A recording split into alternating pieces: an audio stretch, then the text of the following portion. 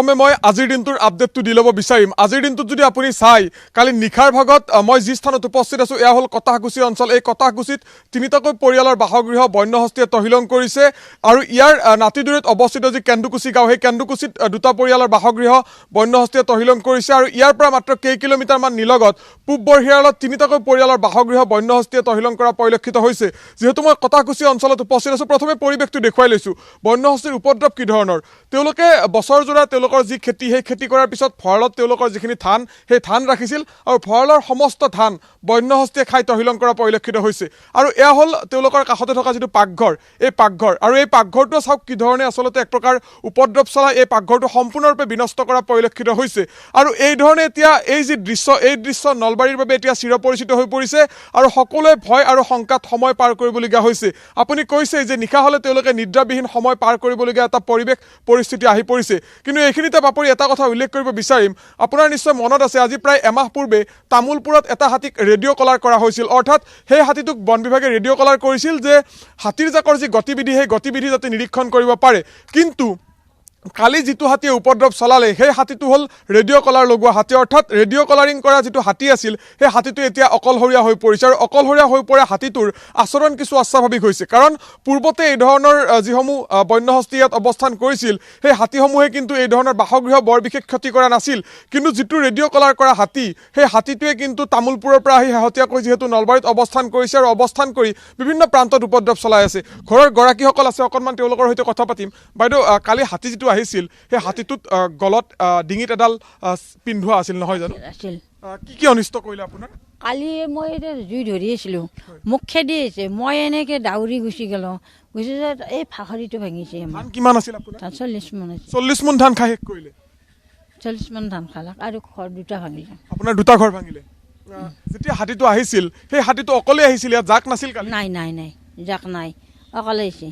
তাৰ আহি পেলাই ইয়াতে আমাৰ ল'ৰাটোৱে এতিয়া খেদি আছে, খেদি থাকোঁতে তাহাঁতকে খেদিছে হাতীটোৱে।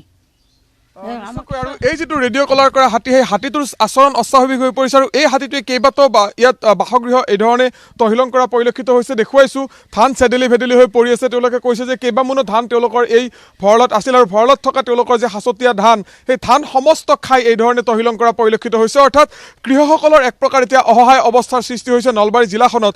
কাৰণ নলবাৰীৰ ৰাষ্ট্ৰীয় ঘাইপথৰ যি উত্তৰাঞ্চল, এই উত্তৰাঞ্চলৰ 20ৰো অধিক গাঁৱত বন্যহস্তীয়ে নিতৌ উপদ্ৰৱ চলাইছে আৰু হাতীৰ জাকসমূহ কেইবাটাও ভাগত বিভক্ত হৈ পৰিছে। কালি এটা হাতীৰ জাকক নলবাৰীৰ যি বন বিভাগ আছে, সেই বন বিভাগে কিছু পৰিমাণে খেদি পঠিয়াবলৈ সক্ষম হৈছিল। কিন্তু এতিয়াও এই নলবাৰী অঞ্চলত প্ৰায় 15টাকৈ হাতীয়ে অৱস্থান গ্ৰহণ কৰি থকাৰ তথ্য আমি লাভ কৰিছোঁ আৰু এই 15টাকৈ বন্যহস্তীয়ে বিভিন্ন প্ৰান্তত উপদ্ৰৱ চলাই আছে। মই ইতিমধ্যে উল্লেখ কৰিছোঁ যে ইয়াৰ কিছু নিলগত অৱস্থিত যি কেন্দুকুচি অঞ্চল, সেই কেন্দুকুচি দুটা পৰিয়ালৰ বাসগৃহ ইতিমধ্যে বিনষ্ট কৰিছে।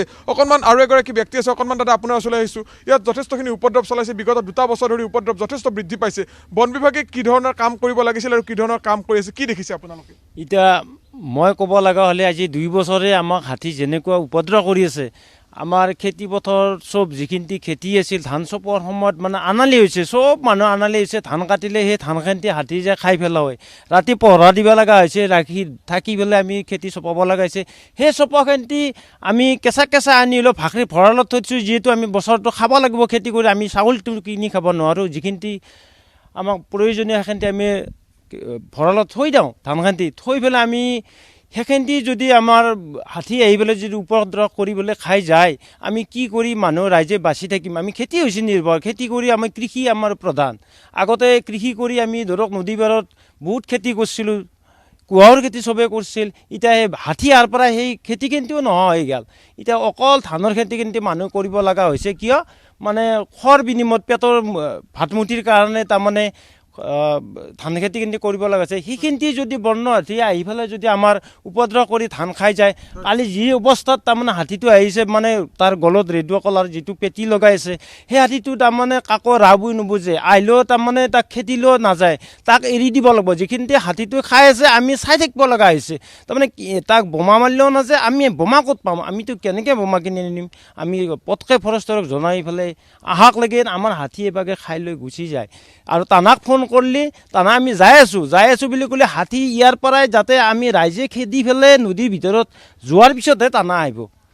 আৰু এই ধৰণৰ এটা পৰিৱেশ সৃষ্টি হৈছে অকণমান বাইদেউ আপোনাৰ ওচৰলৈ আহিছোঁ কি ক'ব বিচাৰিব কাৰণ যিহেতু বন্যহস্তীয়ে আপোনালোকৰ বাসগৃহতো উপদ্ৰৱ চলাইছে কি ক'ব বিচাৰিব এতিয়া মই কি ক'ম হেৰি হাতী খেদাৰ ব্যৱস্থা কৰিব লাগে হাতীবিলাক নহ'লে মানুহৰ অনিষ্ট কৰে নে গোটেই সেইখিনিয়ে কৈছোঁ মই আৰু সেইখিনিয়ে ক'লোঁ আৰু আপোনাৰ কি অনিষ্ট কৰিছে মোৰ পুখুৰীৰ পাৰেদি আহি আমাৰ থকা ঘৰটো পুৰা ঘৰ বেৰা চেৰা ভাঙি দিছে তেতিয়া আমি বাটতে আছোঁ ওলাই আহিলোঁ নহ'লে ঘৰত থাকিলেতো আমাকো মাৰিলৈ বাটত আমি জুই ধৰিলোঁ জুই ধৰি তাৰমানে সিহঁতে জুইকো গেন্দেই কৰা নাই আমি ভাবিছোঁ যাকে এতিয়া আহিছে তাৰপিছত চাওঁ যে এটা হাতী আহিছে গলত পেটি লগোৱা আছে সকলোৱে দেখিছে পেটি লগাই থকা তাত পেটিডালৰ কাৰণে সি বোলে অশান্তি পাইছে আৰু তাত ৰাইজৰ ঘৰে ঘৰে চব ঘৰে ঘৰে তাৰমানে তেওঁ সোমাই গৈছে আমাৰ ঘৰৰ বেৰা ভাঙি কিনে আমি বাটতে জুই ধৰিছোঁ জুইকো তাৰমানে সিহঁতে গেন্দেহী কৰা নাই হাতী কেৰেপ কৰা নাই জুই তাৰমানে জ্বলি আছে জুইৰ কাষেদি হাতী আহি বাইদেউহঁতৰ ঘৰত সোমাই গৈছে আমাৰ ঘৰ ভাঙি কিনে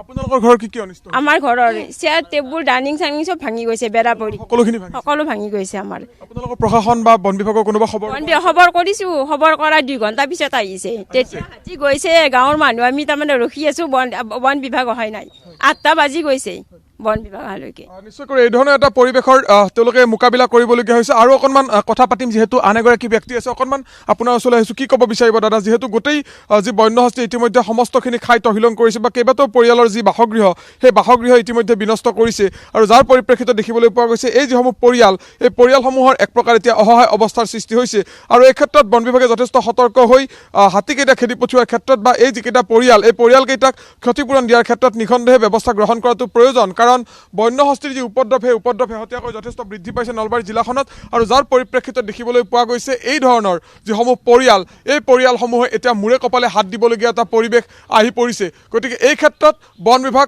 পুনৰবাৰ কৈছোঁ যে বন বিভাগ এই ক্ষেত্ৰত পুনৰ সজাগ আৰু সতৰ্ক হোৱাটো প্ৰয়োজন আৰু সমানে স্থানীয় ৰাইজক সজাগ আৰু সচেতন কৰাটোৰ ক্ষেত্ৰত এই ক্ষেত্ৰত বন বিভাগে উদ্যোগ লোৱাটো প্ৰয়োজন